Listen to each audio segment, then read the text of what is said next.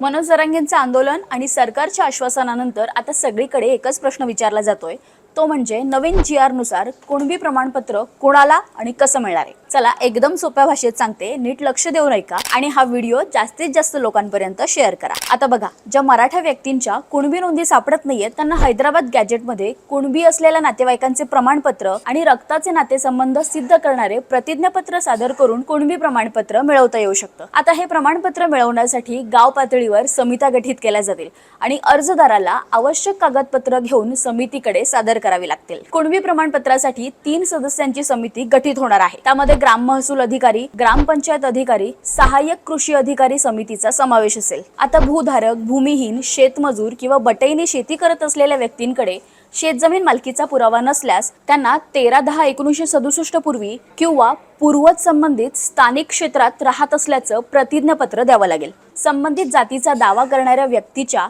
गावातील अथवा नातेसंबंधातील कुणबी प्रमाणपत्र मिळालेल्या व्यक्तीने अर्ज करणारी व्यक्ती नातेसंबंधातील असून कुणबी असल्याचं प्रतिज्ञापत्र द्यावं लागणार आहे। म्हणजे समजा जर मी कुणबी प्रमाणपत्रासाठी अर्ज करत असेल तर माझ्या गावातील किंवा नातेसंबंधातील कुणबी प्रमाणपत्र असलेल्या व्यक्तीने मी कुणबी असल्याचं प्रतिज्ञापत्र द्यावं लागेल।